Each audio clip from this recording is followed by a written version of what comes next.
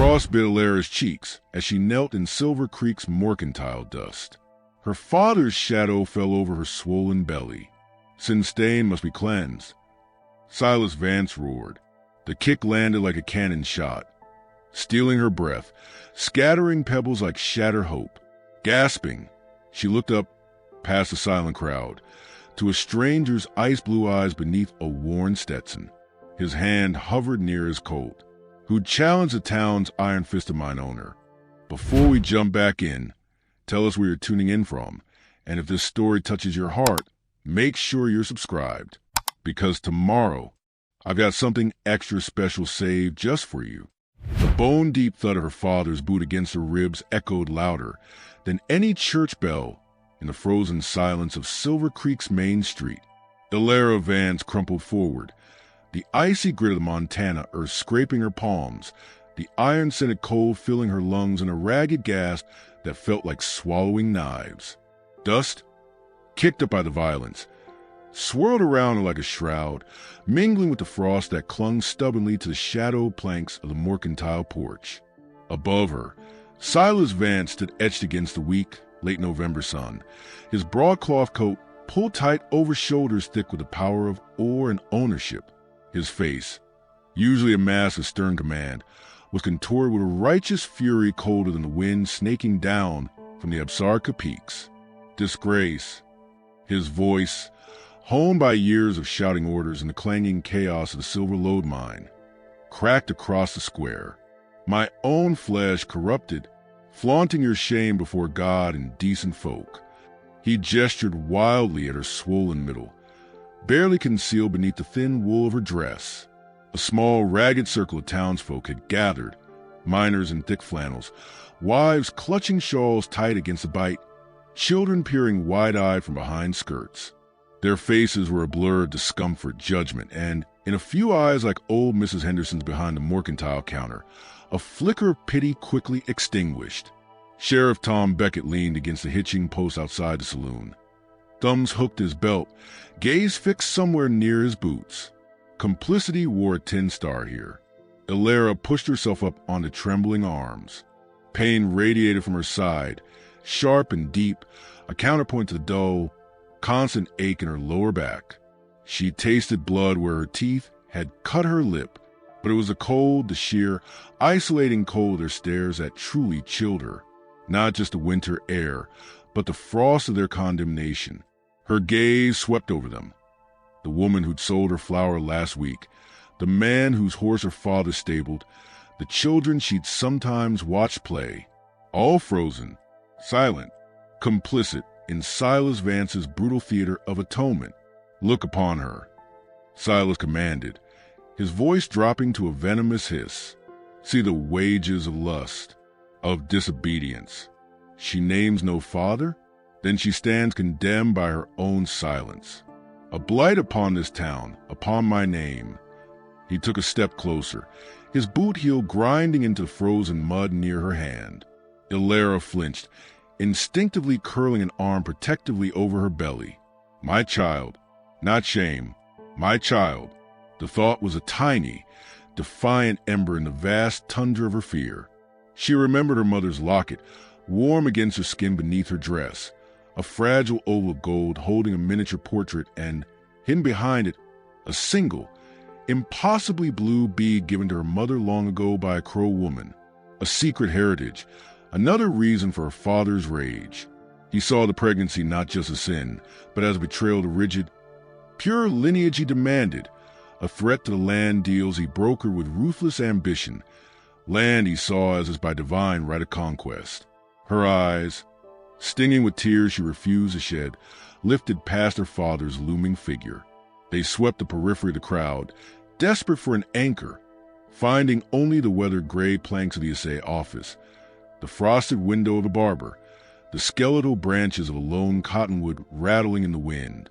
And then she saw him, leaning against the corner post of the livery stable, half shrouded in the deep shadow cast by its sagging roof, stood a man.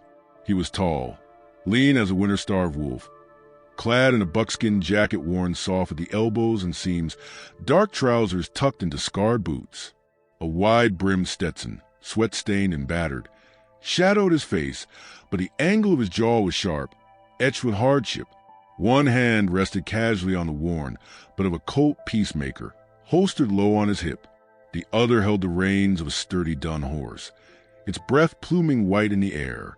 He wasn't watching the spectacle with the morbid curiosity of the others.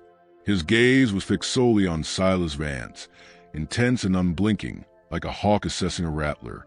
Ice blue eyes, Elara registered distantly, colder than the mountain streams, but holding a focus that burned.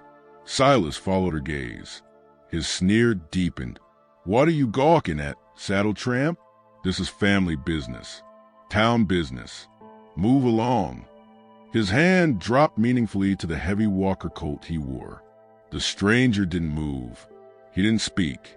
He simply shifted his weight, a barely perceptible movement that brought him slightly out of the shadow. The weak sunlight glinted for a second on the blued steel of his Peacemaker's hammer as his thumb moved, almost caressingly, over it, not drawing, not threatening, preparing. The silence stretched, taut as a bowstring. The wind moaned through the eaves, carrying the scent of horse dung, wood smoke, and the faint, clean tang of distant sage.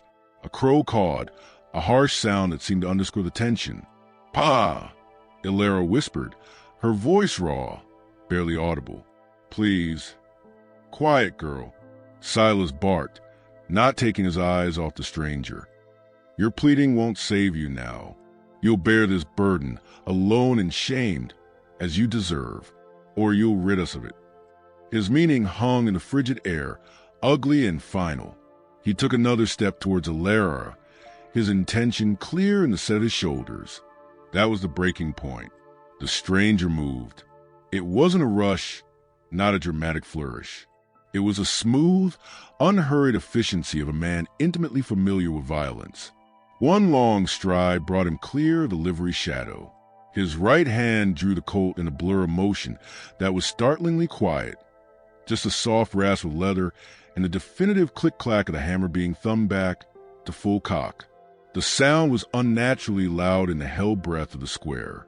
The barrel, steady as stone, pointed unwaveringly at the center of Silas Vance's broad chest from 10 paces away. "Leave her be." The stranger's voice was low, gravelly, worn smooth by wind and disuse, but it carried absolute authority. It held no anger, only a chilling certainty. Silas froze mid-stride, his face purpling with outrage and shock. "You draw on me?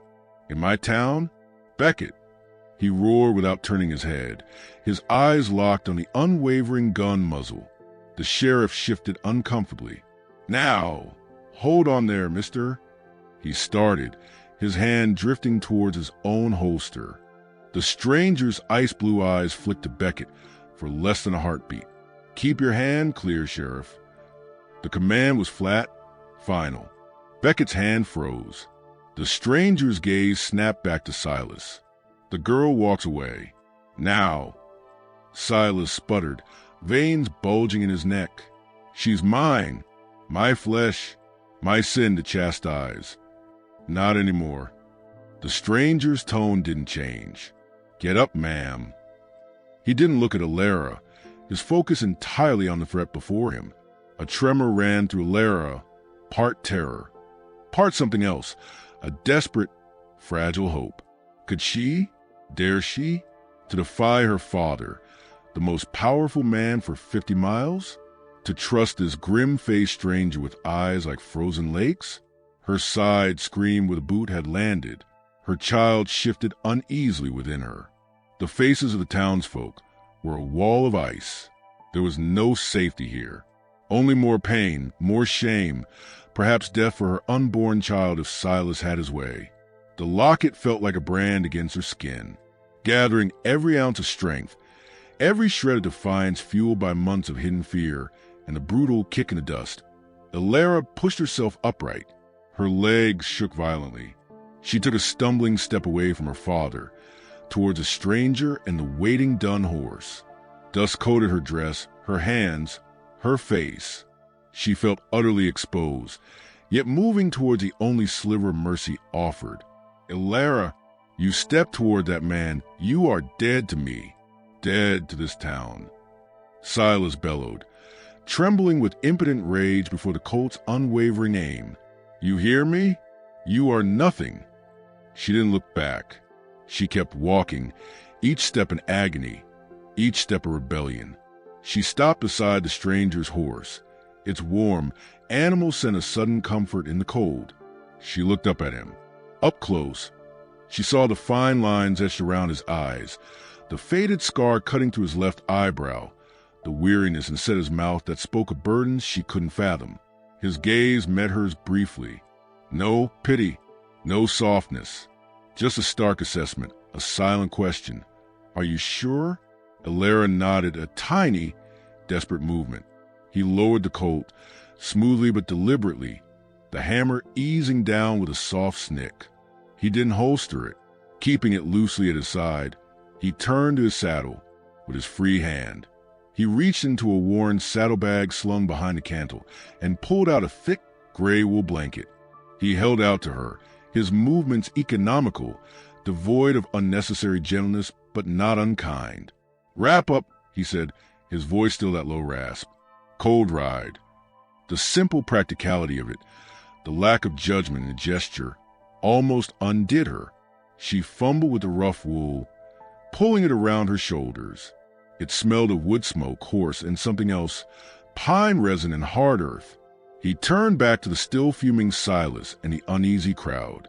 Anyone follows, he stated, his voice carrying clearly now, won't like what happens next. He didn't elaborate. He didn't need to. The cold promise in his eyes was weapon enough. He gathered the Dun's reins in his left hand, the colt still held loosely, suggestively, in his right. He glanced at Elara. Can you ride? She nodded again, swallowing hard. He moved with startling speed and strength. Before she could protest or even fully process it, his hands were at her waist. He lifted her effortlessly, setting her sideways onto the saddle, as if she weighed no more than the blanket. Pain flared in her ribs, stealing her breath. She gripped the saddle horn, the cold leather biting into her fingers. He swung up behind her in one fluid motion, his body a solid, unfamiliar wall at her back. He reached around her, gathering the reins, his arms bracketing her. The colt now holstered, but its presence palpable. The Dun shifted beneath them, sensing the tension. Without another word, without looking back at the furious tableau of her father, the cowed sheriff and the silent, staring town, the stranger nudged the horse with his heels.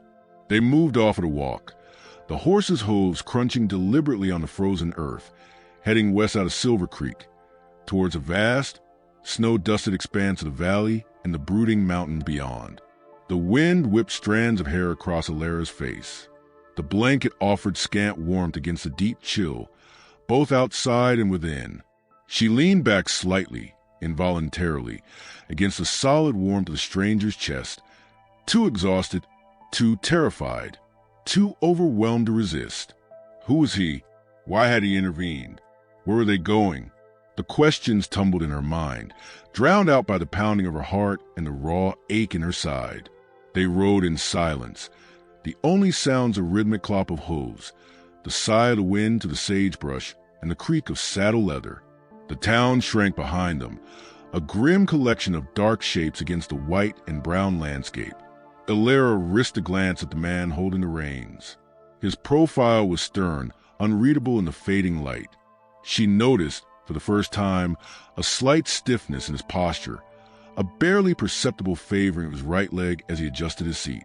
An old injury? A war wound? The fingers holding the reins were long, scarred across the knuckles, but their grip was sure. On his left wrist, peeking out from the cuff of his buckskin jacket, she glimpsed a worn leather cord fastened with a single, tarnished brass button. A keepsake? A reminder? He felt her scrutiny. His head turned slightly, his ice-blue eyes meeting hers for a fleeting moment. There was no warmth there, but no hostility either. Just a watchful, guarded depth. He looked away, scanning the trail ahead, the ridges flanking them. His vigilance was constant, a predator's awareness. "Name's Silas," he said abruptly, his voice startling her in the quiet. "Silas Vance." He didn't offer his own. "Elara," she whispered back, the name feeling fragile on her lips. "Elara Vance." Claiming her name felt like a tiny act of defiance. Even now, he made a low sound in his throat, neither agreement nor disagreement. They rode on. The valley floor opened before them, vast and empty under the heavy gray sky. Patches of old snow lingered in the shadows of rocks and clumps of sage. The air grew colder as the weak sun dipped toward the mountains, painting the western sky in bruised shades of purple and orange. The stranger, Silas? She couldn't think of him that way. Guided the dun towards a line of dark pines marking the creek bed, perhaps seeking shelter for the night. Elara's exhaustion was a physical weight, but the fear was a sharper spur. She placed a trembling hand over her belly, feeling the life within. Safe? For now? The thought was a fragile prayer. He reined the horse to a halt near a cluster of large boulders partially sheltered by the pines. Dismounting with that same fluid grace, despite the slight hitch in his step, he reached up to help her down. His hands were strong and personal. As her feet touched the frozen ground, a fresh wave of pain from her ribs made her gasp. Stumbling against him, he steadied her, his grip firm on her arm. For a second, his gaze dropped to where her hand still rested protectively on her belly. Something unreadable flickered in those cold eyes. A shadow of memory? Then it was gone, shuddered away. "Gather some dry twigs," he instructed, his voice back to its usual rasp, nodding toward the base of pines. "Small ones, under the branches." He began loosening the dun cinch, his back to her, scanning the darkening landscape, the way they had come, the ridges above. The Colt was back in his hand, not drawn, but held loosely, ready. Elara moved stiffly toward the trees, bending with difficulty to pick up brittle sticks, her mind a whirlwind of pain, fear, and unanswered questions. The vast silence of the wilderness pressed in, both a refuge and a new kind of threat. She dropped a few twigs, her fingers numb. As she straightened, a sudden sound froze her blood. It wasn't the wind. It wasn't an animal. Clear and sharp across the frozen stillness of the valley, carried on the thin, cold air, came the distinct, rhythmic clatter of multiple horseshoes striking stone, distant but unmistakable, and getting closer. The stranger at the horse spun around, his posture instantly coiled, every line of him radiating alert tension. He didn't speak. He didn't need to. His ice-blue eyes locked onto the eastern horizon, the direction of Silver Creek, narrowing as he tracked the sound. His knuckles whitened around the grip of his Colt. He slowly, deliberately, thumbed the hammer back. The click was like the cocking of doom in the vast, gathering twilight. Elara's breath caught in her throat. The fragile sense of escape shattered. The twigs fell forgotten from her numb hands. Silas hadn't just disowned her. He'd sent hunters. The click of the Colt's hammer, sharp as breaking ice in the vast silence, seemed to freeze the very air. Elara's hand flew to her mouth, stifling a whimper.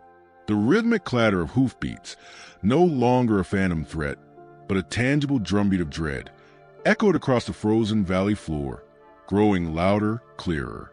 East, always east. Silver Creek's vengeance riding hard. The stranger, the man who hadn't offered his name, didn't waste a breath. His ice-blue eyes, scanning the darkening ridgeline where the sound originated, held no panic, only a predator's swift calculation. "Mount," he rasped, the word cutting through her paralysis. He holstered the Colt with unnerving speed, already grabbing the dun's reins and tightening the cinch he'd just loosened. Pain screamed in Elara's ribs as he lifted her back onto the saddle, his touch impersonal, efficient. He swung up behind her, his body radiating coiled tension against her back. The dun, sensing urgency, sidestepped nervously. "Hold tight." The command was low, barely audible over the rising wind whining through the pines.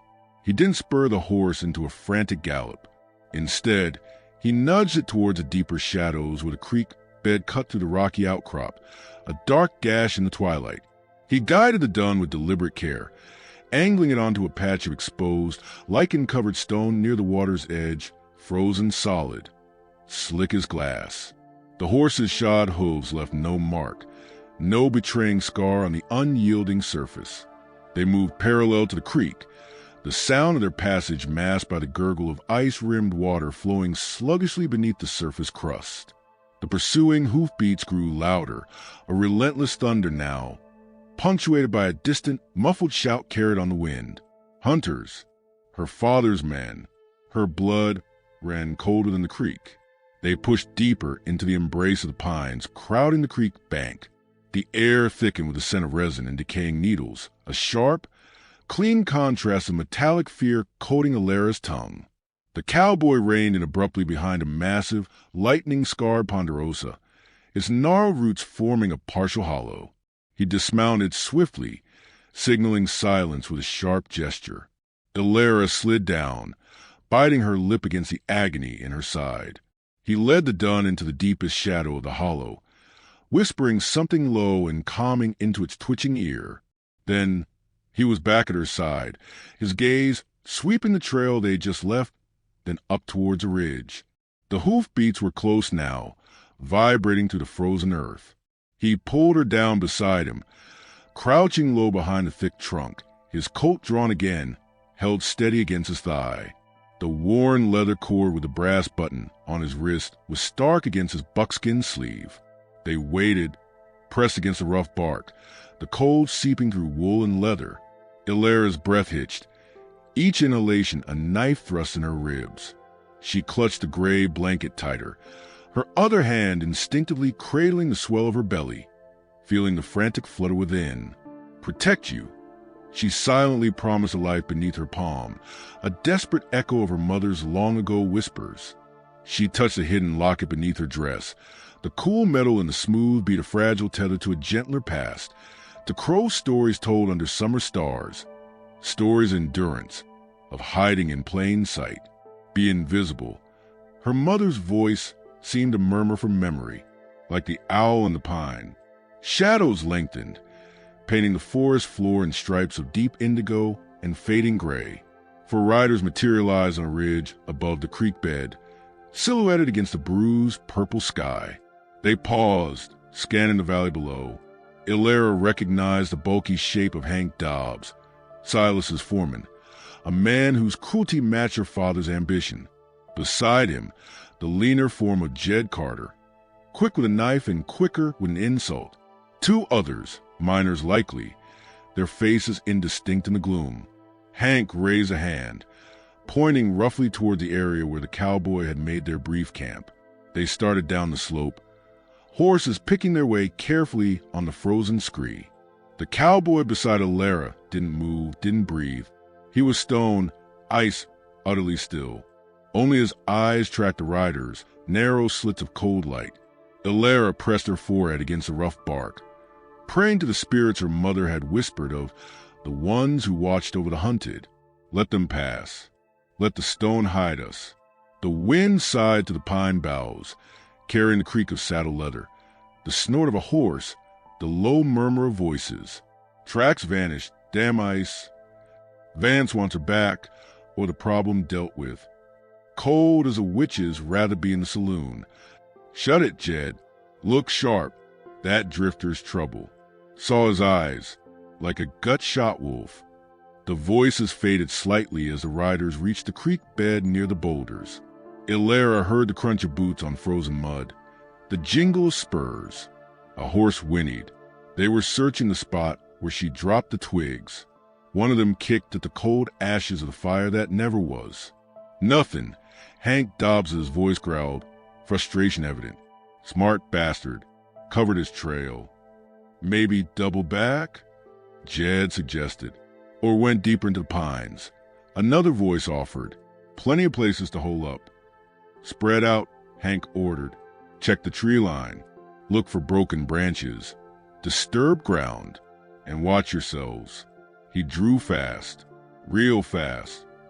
Elara felt a tremor run through the cowboy. Not fear. Anticipation. His finger rested lightly beside the Colt's trigger. If they came closer, she closed her eyes, bracing for the thunderclap of gunfire. But the riders fanned out, moving parallel to the creek but further down, away from their hiding place behind the great ponderosa. The sound of their search, the crack of a branch, the thud of a dismounted boot, a low curse, gradually receded, swallowed by the forest and the sighing wind. The immediate threat passed, leaving behind a hollow, echoing silence and the pounding of Elara's heart. Slowly, infinitesimally, the tension bled from the cowboy's shoulders. He lowered the Colt's hammer with a soft snick, but didn't holster it. He turned his head slightly, his gaze meeting Elara's. In the deep gloom, his eyes seemed to hold a different quality. Not just cold vigilance, but a shared recognition of the narrow ledge they walked. He gave a curt nod. "Can't stay," he murmured, his voice a dry leaf scraping stone.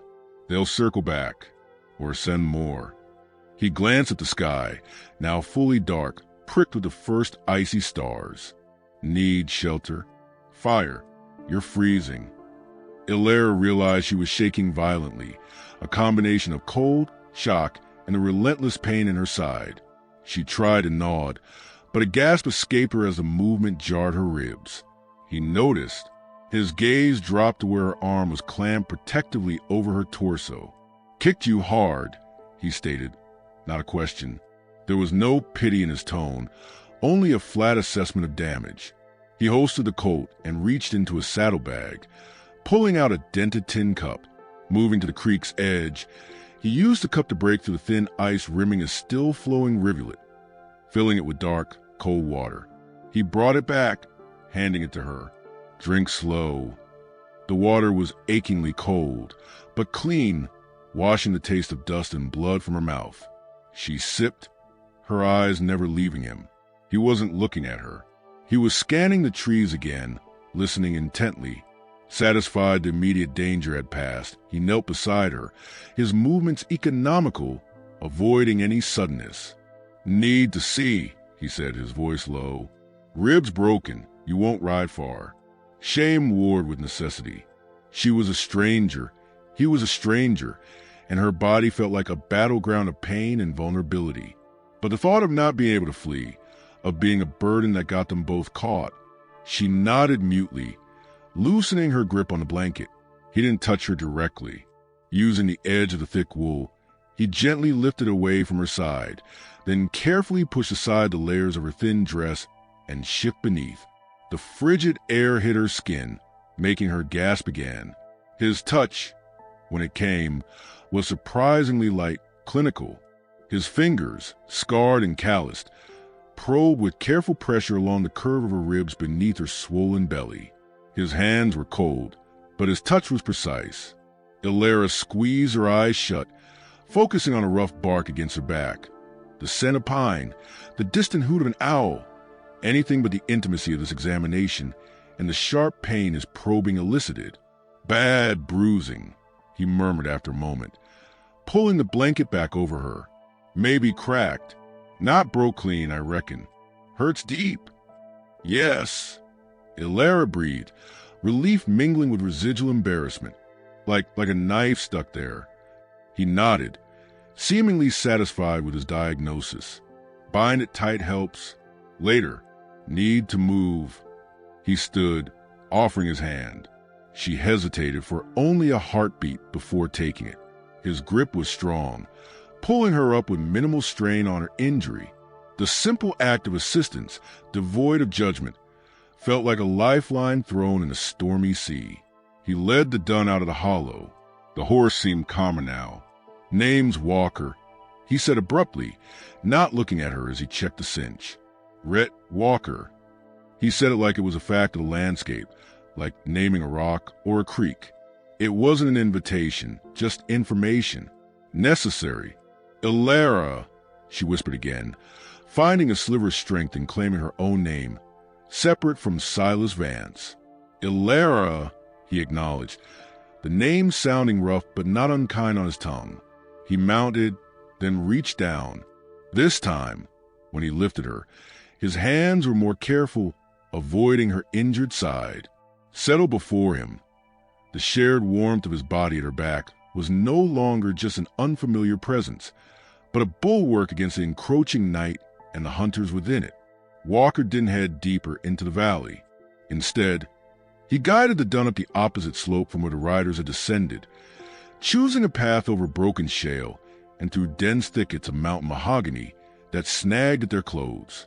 He moved with a woodsman's cunning, doubling back occasionally, weaving through terrain that discouraged tracking. The moon, a cold sliver, cast long, deceptive shadows.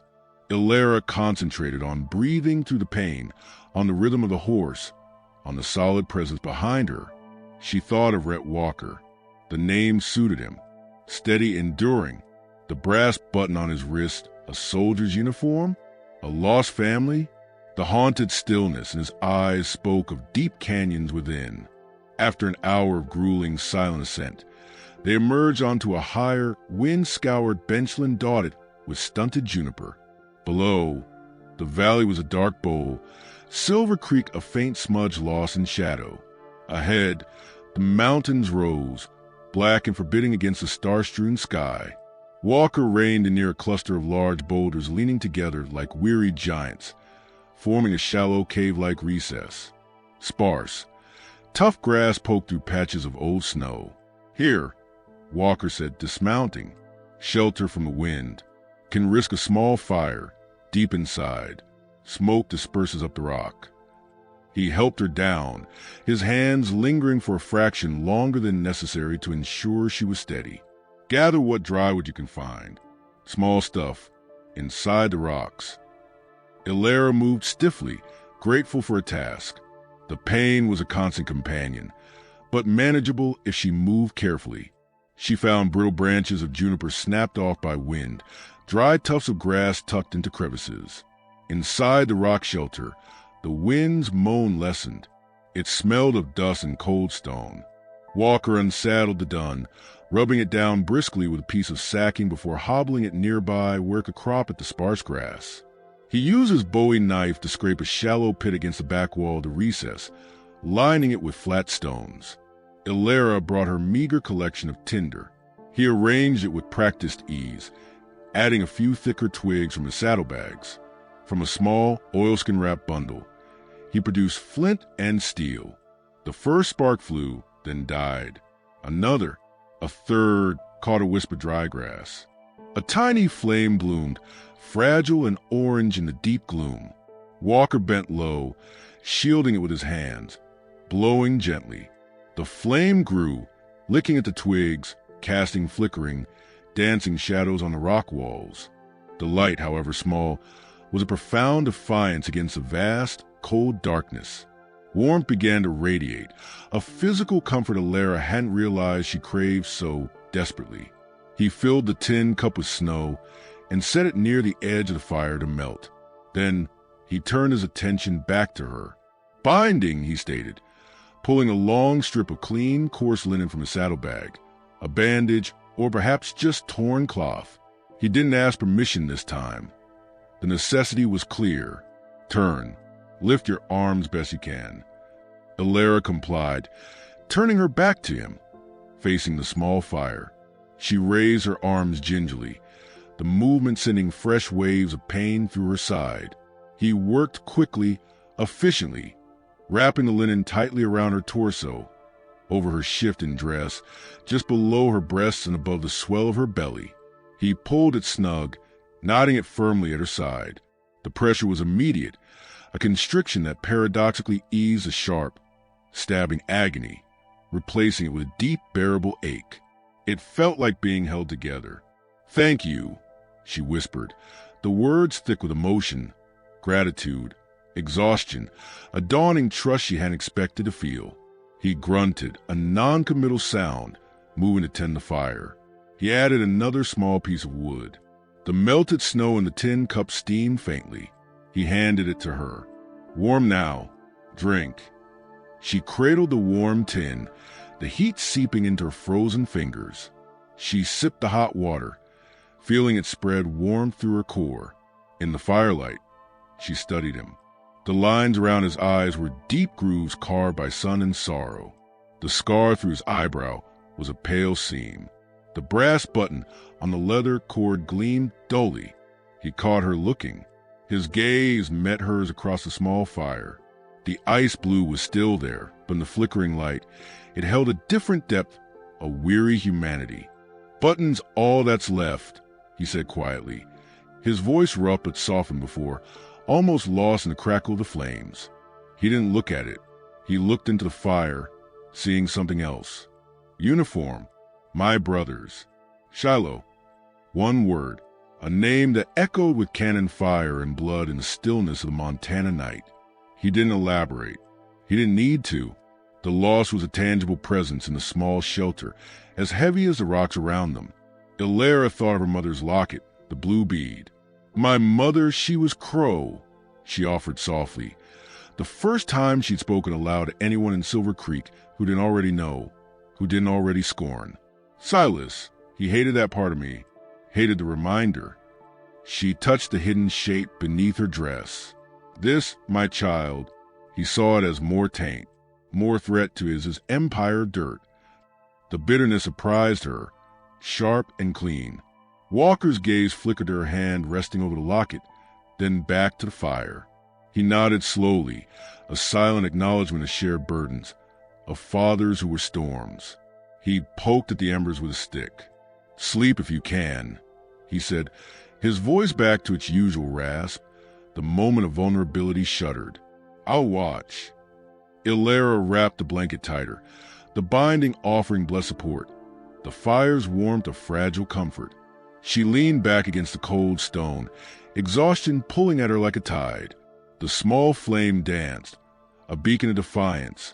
Rhett Walker sat motionless beyond it, his profile etched against the darkness, a sentinel carved from the wilderness itself. His coat lay across his lap, his hand resting lightly on the grip. The vast silence of mountains pressed in.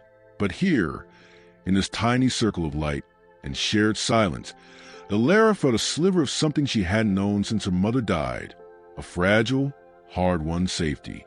She closed her eyes, lulled by the fire's crackle and the rhythmic sound of Walker's quiet breathing. The image of the brass button, the word Shiloh, mingled with thoughts of her mother's bead, of the child growing within her. The pain in her side was a dull throb now, manageable. For the first time since the kick landed in the Silver Creek dust, a fragile sense of peace began to settle over her. Perhaps a sound shattered the stillness. Not hoofbeats, not wind. Close, too close. The sharp, unmistakable crack of a twig snapping underfoot, just outside the ring of boulders.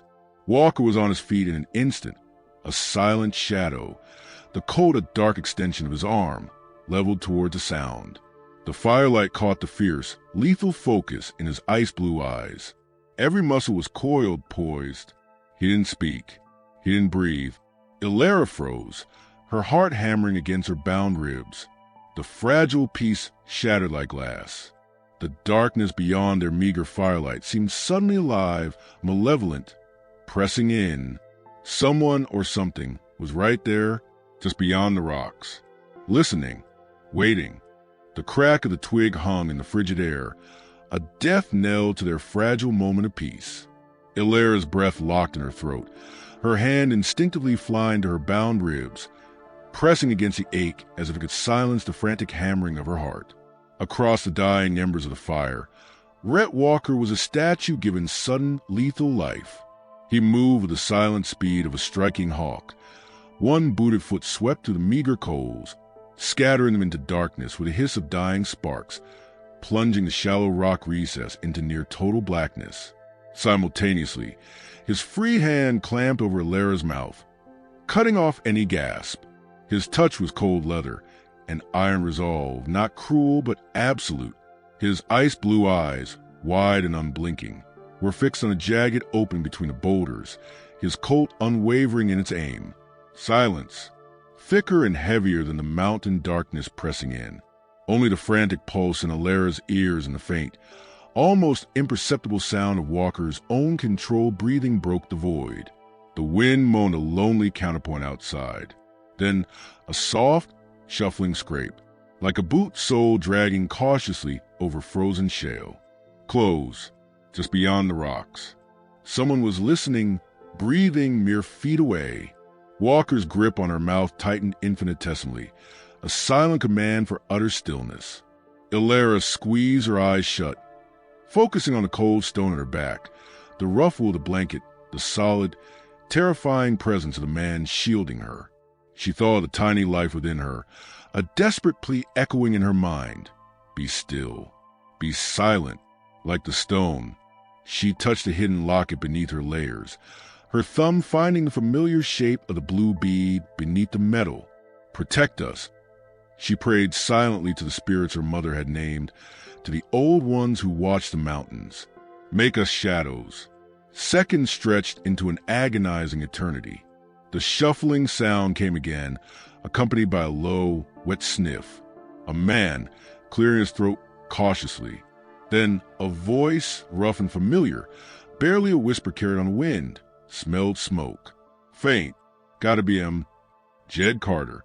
Elara recognized the sneering tone, even muffled. Panic clawed at her throat.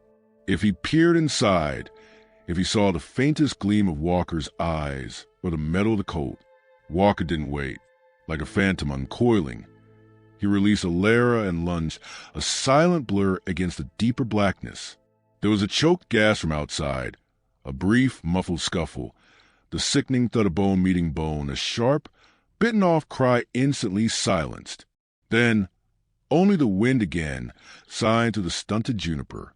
Walker reappeared at the entrance, a darker shadow against a star-dusted gloom. He holstered the Colt and knelt swiftly beside Elara. Carter, he breathed, the word a puff of frost in the cold air. Scouting ahead.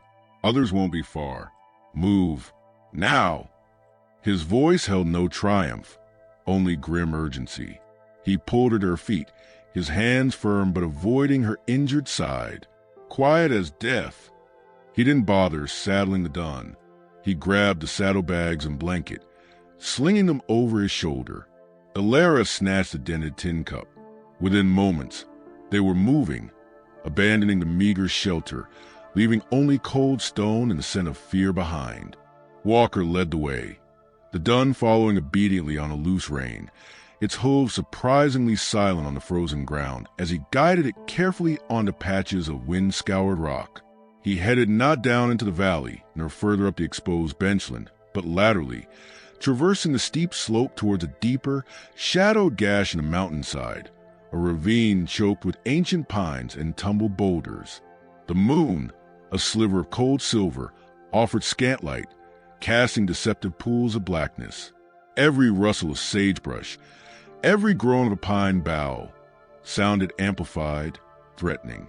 Elara concentrated on placing her feet exactly where Walker places, mimicking his cautious, rolling gait designed to minimize noise.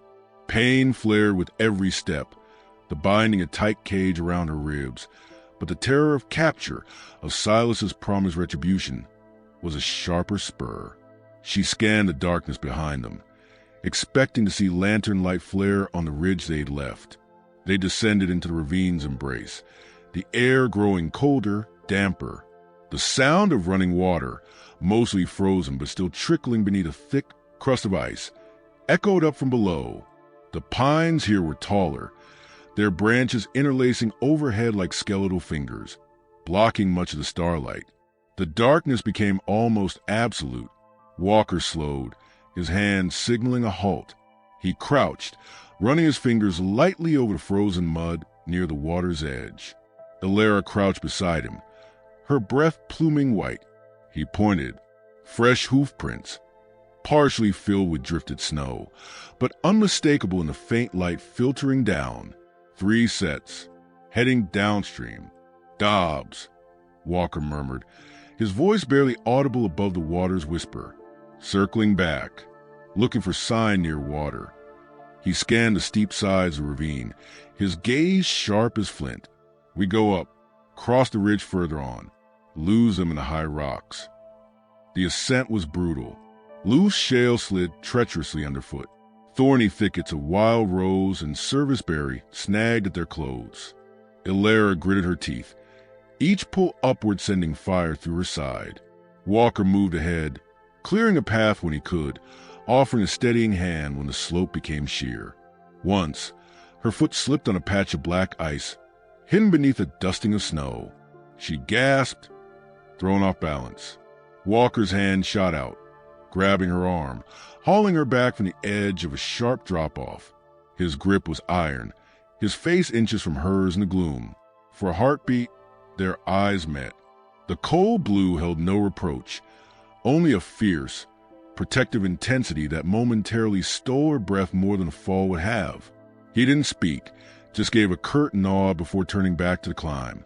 Near the top of the ravine's wall, sheltered by a massive, overhanging slab of granite crusted with ice, Walker paused. Below and behind them, a flicker of orange light bloomed in the distance. A campfire, large enough for several men, nestled near where their own small refuge had been. Silas's men regrouping. The sight was a cold fist in Elara's stomach. So close. Walker unslung the canteen from the saddlebag, took a small sip, and handed it to Elara. The water was icy, biting. He pulled a strip of jerky from a rawhide pouch, offering her half. They ate in silence, the tough meat requiring effort, the simple act grounding them in the harsh reality. The cold was deepening, seeping into their bones despite the exertion. "Shiloh," Elara whispered suddenly, the word escaping before she could stop it. She nodded toward the brass button on his wrist, gleaming dully in the starlight. "Your brother, was he?" Walker's jaw tightened. He looked out over the vast, dark expanse of the Montana wilderness, his profile etched with old pain. "James," he said, the name rough, unfamiliar on his tongue, like something long buried.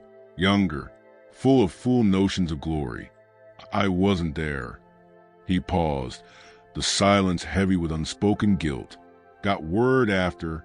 Button was in the letter they sent with his effects. All they found. He touched the brass disc with a calloused fingertip, a gesture so brief and Private Elara almost thought she imagined it. Learned then, glory's just another word for grave. Elara thought of the empty ache his words carried. It mirrored her own loss, her mother, her place, her safety. The father," she began, the words thick, tasting of dust and shame. She touched her belly beneath the blanket. His name was Asher. Crow, from the Little Horn Band. We met secretly. Last summer. Silas found out. Threatened Asher's family. Said he'd burn their winter stores if he didn't leave the territory. Threatened worse to me. She swallowed hard, the memory of fresh wound. Asher left. To protect them. To protect me. He thought. Silas. He didn't just see sin. He saw a crow claim on his valley. A threat to his mines. His deals with the railroad scouts. My child, proof of that taint. The bitterness was a cold, hard stone in her chest. Walker listened, his gaze still fixed on the distant fire. He gave no judgment, only a slow, understanding nod. "Land," he said, the word a curse and an explanation, "makes beasts of men." He pushed himself up. Need to move before moon sets. Light's bad then. They traversed the ridgeline, the wind whipping bitterly, scouring their faces with ice crystals. Below, the ravine was a dark scar. Ahead, the land dipped into a wider, snow-covered basin dotted with islands of pine. Walker stopped abruptly, his hand shooting out to halt Elara. He pointed downwards toward the edge of the tree line below.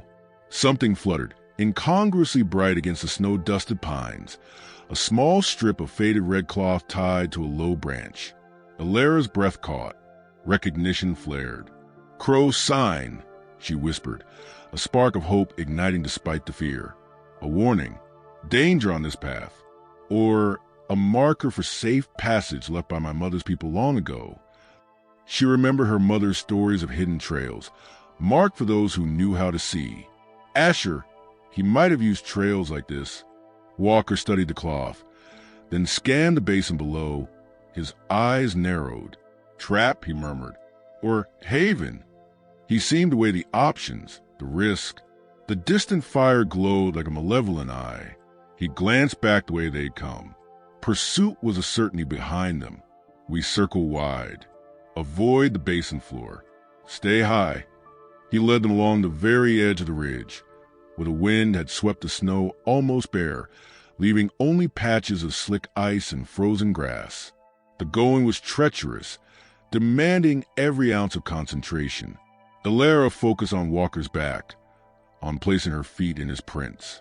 As they rounded a particularly sharp outcrop of black rock, she saw it first, a deeper shadow where it shouldn't be, nestled beneath a shelf of overhanging granite. A cave mouth, narrow but tall enough for a man to enter standing. Walker, she whispered, pointing. He followed her gesture, assessing. Shelter. Defensible. He approached cautiously, motioning for her to stay back. He drew the Colt, peering into the inky blackness within. He picked up a small stone, tossed inside. It skittered on rock, no other sound following. Satisfied, he turned. Quick. Inside. The cave was shallow, barely more than a deep recess, smelling of damp earth and cold stone, but blessedly sheltered from the biting wind. It felt like a sanctuary after the exposed ridge. Walker quickly gathered armfuls of dry, brittle grass and pine needles from just outside the entrance, piling them in the driest corner. He used his flint and steel, the sparks flying like tiny stars in the darkness, catching quickly on the tinder. Soon, a small, contained fire bloomed, its warmth radiating welcome heat. He placed a tin cup near it, packed with snow to melt. He turned to Elara. Check your binding. It wasn't a question. The climb and cold had taken their toll. The linen felt looser, the ache deeper. She nodded, turning her back to him again.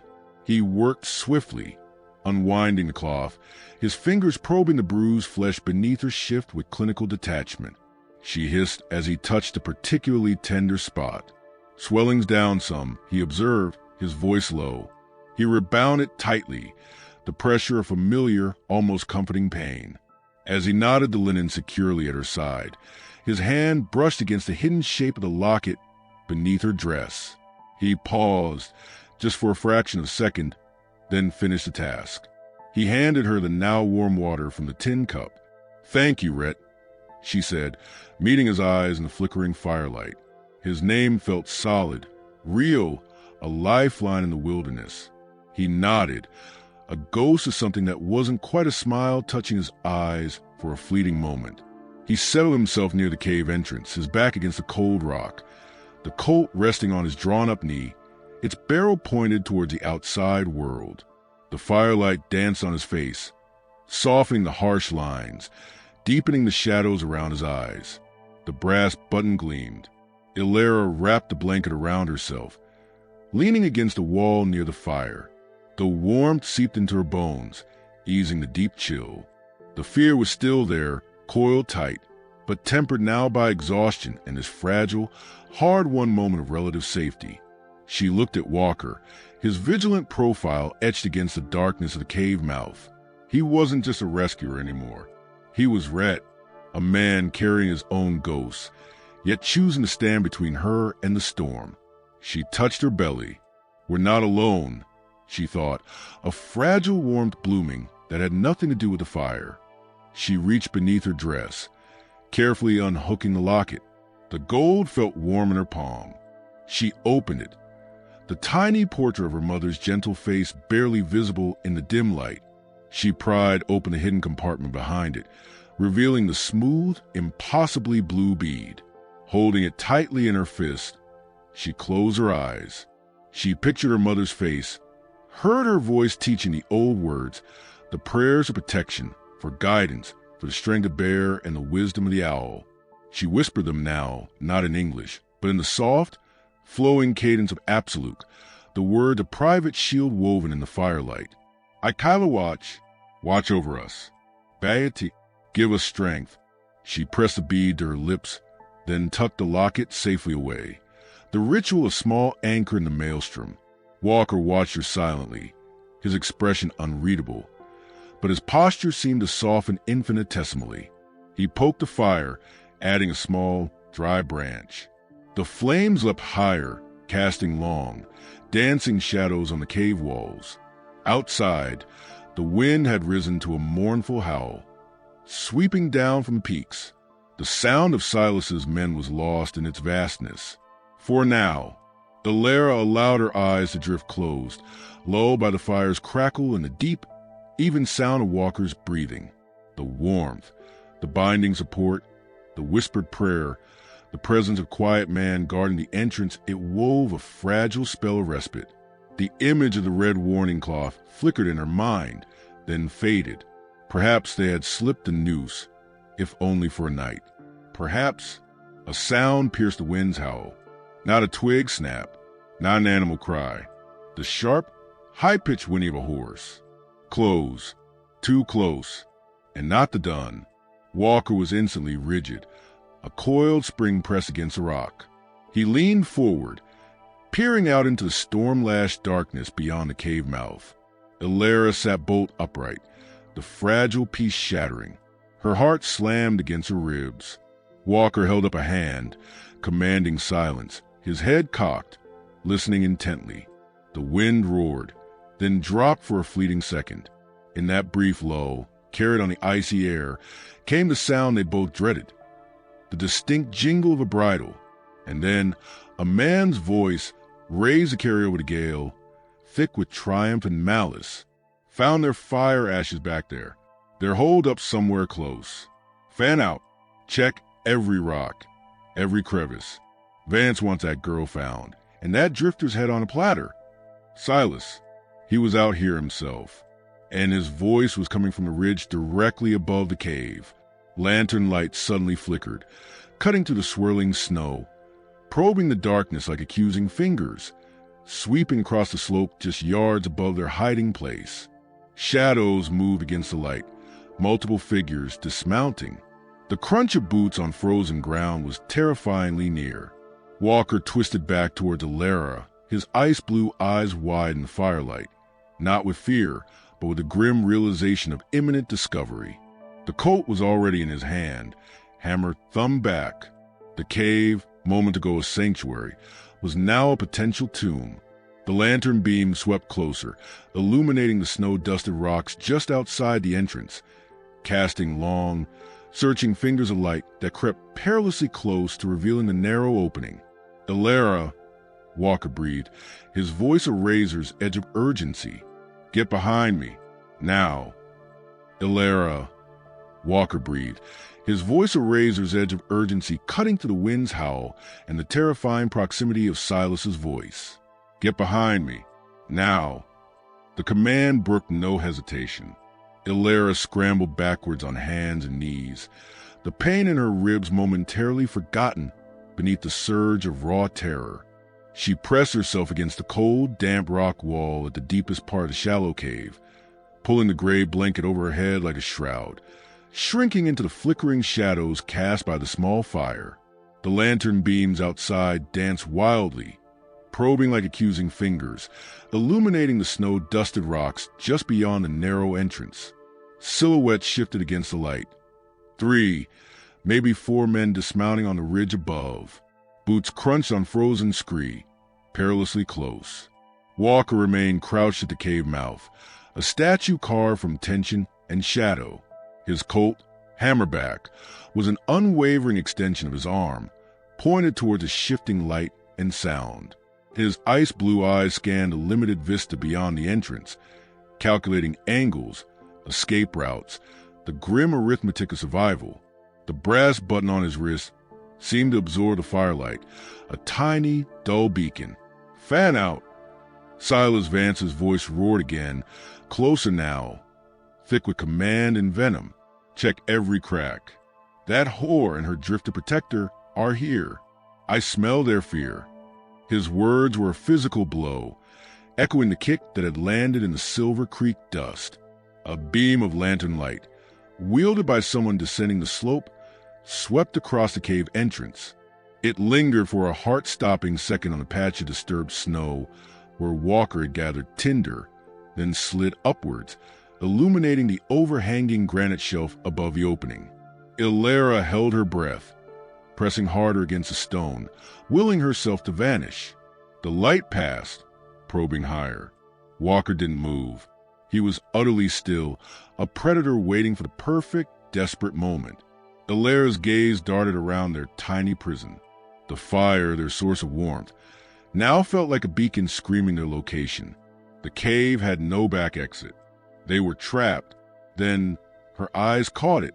High on the cave wall opposite the entrance, partially obscured by shadow and a dangling curtain of ancient, dusty roots, was a darker patch. Not rock, but fissure, narrow and jagged, barely wider than a man's shoulders. It was invisible unless you were looking directly at it from this angle, deep within the recess, like the owl in the pine. Her mother's teaching flashed through her mind. Look where others don't. Walker, she hissed, the sound barely audible. She pointed urgently toward the fissure. His gaze flickered to where she indicated. Understanding dawned in his eyes, sharp and immediate. It was a gamble, a rabbit hole that could lead nowhere or to a dead end, but it was their only chance. The lantern beam swept back down, lower this time, skimming the ground directly outside the entrance. A booted foot appeared, kicking at loose shale. Now, the thought was silent but screamed in the taut air. Walker moved with explosive, silent speed. He didn't holster the Colt. Instead, he lunged sideways, not toward the fissure, but toward the small fire. With a powerful, sweeping kick his boot, he sent a shower of burning embers, hot coals, and half-charred wood out to the cave entrance, directly into the path of the descending lantern light, and the booted figure just beyond. Chaos erupted. A man's startled yell, Hank Dobbs's rough bellow, split the air, followed by a curse as hot embers rained down on his boots and trousers. The lantern clattered, its beams swinging wildly, crazily illuminating swirling snow, panic movement, and the shower of sparks. God damn it! He's firing! He's firing! Dobbs roared, stumbling backwards, slapping at his smoldering pants leg. Take cover. Another voice, Jed Carter's, shrill with fear. He's in there. In the confusion, the lethal distraction, Walker was already at Elara's side. Go! He rasped, shoving her bodily towards the fissure. Crawl, fast as you can. He didn't wait, turning back toward the entrance, Colt raised, ready to cover her escape or by seconds with lead. Elara didn't think. She dropped to her belly, ignoring the scream of protest from her bound ribs, and scrambled into the jagged opening. It was tight, cold stone scraping her shoulders, the rough blanket catching on unseen protrusions. Darkness swallowed her instantly, thick and suffocating. She crawled blindly, driven by terror and Walker's command, pushing with her knees and elbows, feeling the tunnel angling slightly upwards. Behind her, muffled by the rock, came the thunderous boom of Walker's Colt, followed instantly by another yell and the answering crack of a rifle shot that whined off the rock face near the cave entrance. The confined space amplified the sounds into terrifying concussions. Dust and grit rained down on her.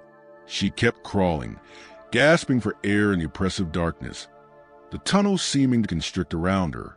Protect the child. Move. Move. The thought was a primal drumbeat. Suddenly, the tunnel widened slightly and a faint, gray light filtered from ahead. Cold air, sharp and clean, touched her face. She pushed harder, emerging into a narrow, snow-filled gully hidden behind the massive granite outcrop that formed the cave's roof. The wind howled here, whipping stinging ice crystals into her face. She collapsed onto her side, gulping lungfuls of the freezing air, trembling violently. Seconds later, Walker slithered out behind her, his buckskin jacket snagging, his face grimed with dust. He was breathing hard, but his movements were controlled. He holstered the Colt, its barrel smoking faintly. Up, he commanded, hauling her to her feet. No time. They'll find that hole. His eyes scanned the gully, a steep, rocky channel choked with drifted snow, leading upwards toward a higher, wind-scoured ridge. Below, the sound of confused shouting and Silas's furious bellowing echoed from the cave side of the outcrop. "This way!" He led the desperate climb up the gully, choosing paths where the wind had scoured the snow thinner, avoiding deep drifts that would slow them down and leave obvious tracks. The ascent was brutal, each step sending jolts of pain through Elara's tightly bound ribs. The wind tore at them, stealing breath, biting exposed skin. Snow swirled, reducing visibility to mere yards. Walker moved ahead, breaking a path when necessary, his head constantly turning, scanning their back trail, the ridges above. The brass button gleamed against the gray wool of his sleeve cuff, a tiny, steadfast anchor. They crested the ridge, leaving the relative shelter of the gully. The full fury of the mountain storm hit them like a physical wall. Wind screamed across the open expanse, driving horizontal sheets of snow that stung like needles. The world vanished into a swirling white void. Elara stumbled, blinded, the cold seeping deep into her bones. Walker caught her arm, his grip iron. "Blizzard's a blessing and a curse," he shouted over the gale, pulling her close so she could hear. "Covers our tracks, but we freeze if we stop. Gotta find better shelter." His ice-blue eyes squinted against the onslaught, searching the whiteout. Down there, Trilline. Elara followed his pointing arm, barely making out a darker smudge in the whirling white. The promise of pines lower on the slope. They began a treacherous descent, leaning into the wind, fighting for every step. The snow deepened, sometimes waist-high, threatening to swallow them. Elara fell, gasping as the impact jarred her ribs. Walker hauled her up, his face etched with strain, but also a fierce determination. "Lean on me," he ordered, wrapping an arm around her shoulders, taking some of her weight. It was an intimacy born of necessity, a shared burden against the elements. She clung to him, feeling the solid strength beneath the buckskin, the rhythmic thud of his heart against her arm. As they pushed through a particularly deep drift near the edge of the descending tree line, Elara's boot caught on something buried. She stumbled, crying out. Walker steadied her. She looked down, brushing snow away. It wasn't a root. It was a piece of rawhide cord, snapped and half buried. Attached to it was a small, intricately carved bone whistle, shaped like a bird in flight. Crow work, undoubtedly. Her heart leapt. Asher? Had he passed this way? Was this a sign, a message, or merely lost? Walker saw it too. He picked it up, his gaze sharp. Recent, he judged, rubbing the rawhide between gloved fingers. Not weathered. He handed it to her, without a word. The small bone felt cold, alive with possibility and dread, in her palm. She tucked it safely inside her dress, next to the locket, a talisman, a question. They pushed into the relative shelter of the pines. The wind's roar lessened, though snow still sifted steadily through the branches. They were on a gentler slope now, leading down into a broader valley obscured by the storm. Exhaustion threatened to overwhelm Elara. Every breath was fire in her side. Walker stopped them beneath the thick, snow-laden boughs of a massive Douglas fir. Its lower branches formed a dense, sheltered space, relatively dry. He lowered her gently onto a bed of thick, dry needles. Rest. 5 minutes, he said, his own breath pluming thickly.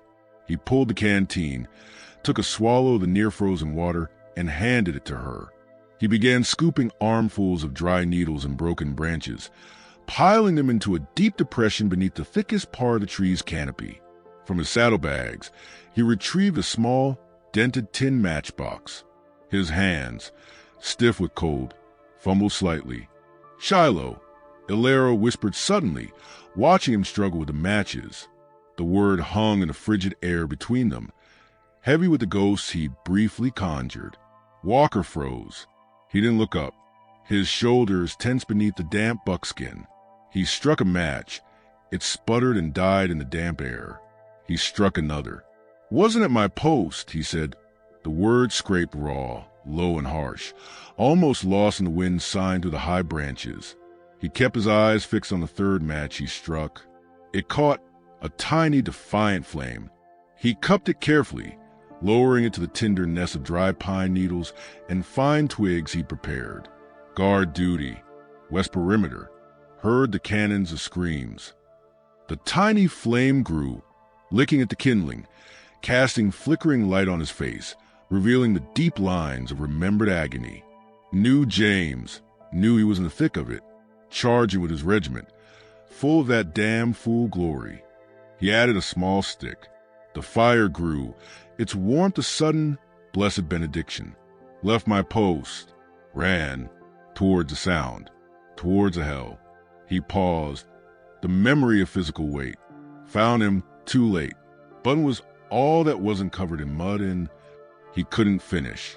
He stared into the blossoming flames, his jaw clenched so tightly a muscle jumped in his cheek. The guilt was a living thing, etched into the bleakness of his gaze. Disgraced myself. Failed him. Failed my duty. The admission hung in the air, as raw and exposed as the flame he nurtured. Elara watched him, the fierce, solitary man hunched over the small fire, haunted by a different kind of father's wrath, his own. His shame mirrored hers, not a passion, but a perceived failure. He'd run toward his brother, just as he'd run towards her in the Silver Creek dust. He hadn't hesitated then, either. You didn't fail him by trying, she said softly, the word surprising her. You ran to him, not away. She touched the hidden bone whistle. Like you came for me. Walker looked up then, his ice-blue eyes meeting hers across the small, growing fire. The raw pain was still there, deep and old, but something else flickered in its depths. A spark of surprise, perhaps, at her understanding. He held her gaze for a long moment. The crackle of the fire and the moan of the wind, the only sounds. He gave a single, almost imperceptible nod. An acknowledgement, a shared burden momentarily shouldered. He added more wood, building the fire carefully, ensuring the smoke would be diffused by the thick canopy overhead. He filled the tin cup with snow, set it near the flames to melt, then turned to Elara. Binding holding? He asked, his voice back to its usual rasp, but lacking its former sharp edge. She nodded, shifting slightly. Tight. It helps. The warmth was seeping into her, easing the deep chill and the constant ache. He pulled another strip of jerky from his pouch, splitting it. They ate in silence, the simple food fortifying. The firelight danced on the snow-laden branches, creating a small, enchanted circle of warmth and relative safety within the vast, storm-swept wilderness. The bone whistle felt warm against her skin. Had Asher left it? Was he nearby? Hope, fragile and dangerous, began to unfurl within her. Walker suddenly stiffened. He tilted his head, listening intently, his eyes narrowing. Elara held her breath, straining to hear over the fire's crackle in the wind. At first, nothing. The faint, rhythmic thudding, muffled by distance and storm, but distinct. Not wind, not trees. Hoofbeats, many of them. Not the scattered pursuit of before. This was organized, purposeful, moving fast. Coming from the northwest, not the direction of Silas's last known position. Walker was on his feet in an instant, kicking snow over the fire, plunging them back into gloom. He grabbed the saddlebags and blanket. Riders, he hissed, urgency back in his voice. Lots of them, coming hard, not Silas's men. Elara scrambled up, her heart sinking. New players? Bounty hunters? The army? The territorial marshal Silas boasted of having in his pocket? The brief respite shattered. Walker peered out from under branches, towards the obscured valley below. The snow swirled, but for a fleeting moment, the veil parted. Down in the valley floor, emerging from the storm like phantoms, rode a column of riders. Not miners or townsfolk. These men sat tall and straight in their saddles, wrapped in heavy buffalo robes or wool coats, their faces obscured by scars against the cold. They moved with a disciplined cadence, and at the head of the column, held aloft despite the storm, whipped and snapped a flag Elara hadn't seen since her mother's stories, but recognized instantly: the distinctive, colorful stripes and symbols of a Crow Nation war party. Her breath caught. Hope warred with fear. Were they hunting, scouting, or seeking? Before she could process it, Walker's hand clamped on her arm, pulling her back. His face was grim, unreadable. "Crow," he stated flatly. "Headed this way." He scanned the slope behind them, then the dense woods ahead. No time to see their friend or foe. "We move, deeper into the trees. Now." He didn't wait for agreement. He led her away from the sheltering fir, away from the valley view, pushing deeper into the snow-laden forest, angling uphill once more. The drumming of the Crow ponies grew louder, a relentless pulse cutting through the storm's wail, converging on the slope they had just abandoned. Elara risked one glance back through the swirling snow. The lead rider, a powerful figure on a spotted horse, seemed to turn his head, scanning the tree line where they had sheltered moments before. Did he see the dying embers of their fire? The disturbed snow? Walker pulled her behind a thick stand of young pines. "Down," he ordered, pulling her to the snow-covered ground beside him. He drew the Colt, not pointing it, but ready. His eyes, colder and harder than the ice coating the branches, were fixed on the trail below, waiting for the Crow riders to appear through the white curtain. The bone whistle felt like a burning coal against her skin. Had they found her? Or was this a new, unforeseen danger riding out a storm? The drumming hoofbeats were almost upon their position, vibrating through the frozen earth. Elara pressed her hand over her belly, the fragile hope extinguished by a fresh wave of chilling uncertainty. The wilderness held more than one kind of hunter. The drumming hoofbeats pulsed through the frozen earth, a heartbeat of impending fate beneath the wailing storm. Elara pressed herself deeper into the snow-laden pines, her hand clutching the bone whistle against her chest, its carved bird shape a sharp pressure beside the locket's familiar weight. Rhett Walker crouched beside her, his Colt steady, his ice-blue eyes locked on the trail below where the Crow war party silhouettes loomed through the swirling white. The wind howled, carrying the jingle of bridles in a low, rhythmic chant of absolute voices, a cadence both foreign and achingly familiar to Elara. Friend or foe? The question burned hotter than the cold biting her skin.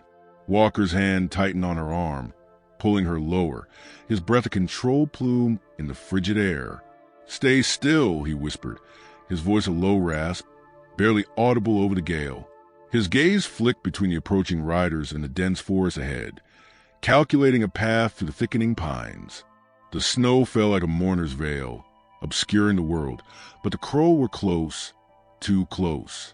Their lead rider, a broad-shouldered figure on a spotted horse, raised a hand, halting the column.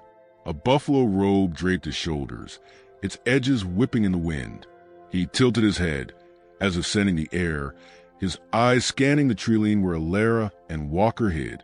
Elara's heart slammed against her bound ribs, the pain a dull counterpoint to her fear. She touched the whistle again, her mother's teachings flooding back. Crow signs weren't left carelessly. The red cloth, the whistle, markers of safe passage or warnings of peril. Asher's face flashed in her mind, his quiet smile under summer stars, his promise to return despite Silas's threats. Could these riders be his kin? Her hand trembled, poised to act, to reveal herself. But Walker's grip tightened, a silent caution. The lead rider dismounted, his movements deliberate, graceful despite the storm's assault. He knelt, brushing snow from the ground near their abandoned fir shelter. His fingers traced the faint outline of their fire's ashes, now nearly buried. He straightened, turning to companions, his voice low but carrying a commanding weight. "Baka, here." They passed. The absolute words, spoken with certainty, sent a jolt through Elara. She understood enough. Her mother's lessons, half forgotten, stirred. Tracks found. Walker's eyes narrowed, his body coiling tighter, the Colt's hammer already thumbed back. "They know we're here," he murmured, his voice a blade's edge. "No running in this storm. We face them." He glanced at her, his gaze softening for a fleeting moment. "Your call, Elara. Your people. Her people." The word struck like flint on steel, sparking hope and dread. Silas had cast her out, branded her tame for her crow blood. But these riders might see her as kin or a traitor's daughter. She clutched the whistle, its bones smooth and warm. I have to try," she whispered, her voice trembling but resolute. She stood, ignoring the fire in her ribs, and stepped forward before Walker could stop her, raising the whistle to her lips. The note she blew was faint, wavering, but piercing, a bird's cry cutting through the storm's wail. The lead rider's head snapped up, his hand flying to a rifle slung across his back. His companions froze, their eyes locking on the pines. Elara stepped into the open, the whistle still at her lips, her other hand raised, palm out, the blanket slipping from her shoulders to reveal her swollen belly. The wind tore at her dress, snow clinging to her hair like ash. "Absolute," she called, her voice raw but steady, drawing on her mother's tongue. "Akaiwach. I am daughter of singing grass." The name felt sacred, a bridge to a lost world. Walker was at her side in an instant, his coat lower but ready, his body angled to shield her. The lead rider advanced slowly, his rifle unslung but not raised. His face, weathered and lined, held a guarded intensity beneath the buffalo robe's hood. His eyes, dark and deep as river stones, studied Elara, lingering on the whistle, then her belly. "Singing grass," he repeated, his voice low, testing. "You carry a locket?"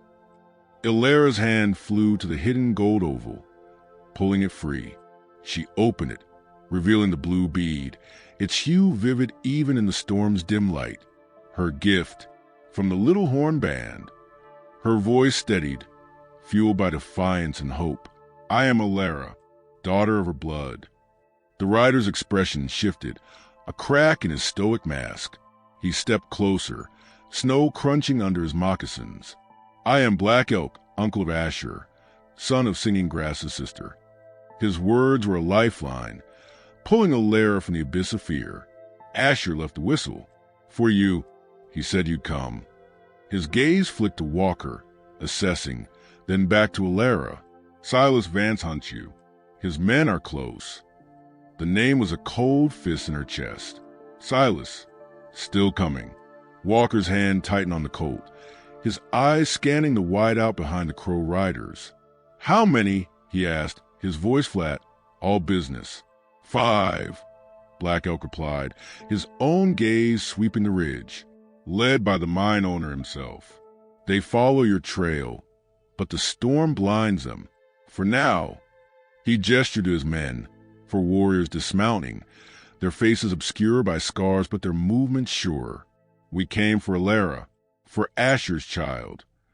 Elara's breath caught, hope flaring painfully. "Asher, he's alive?" The question trembled, a fragile thing in the storm. Black Elk's eyes softened, but only slightly. "He lives. Hiding. Waiting for you. He sent us when he heard of your shame in Silver Creek." He nodded towards a whistle. That was a sign. Relief flooded Elara, warm as the fire they'd lost. Asher, alive. But the hoofbeats of Silas's pursuit echoed in her mind, a relentless shadow.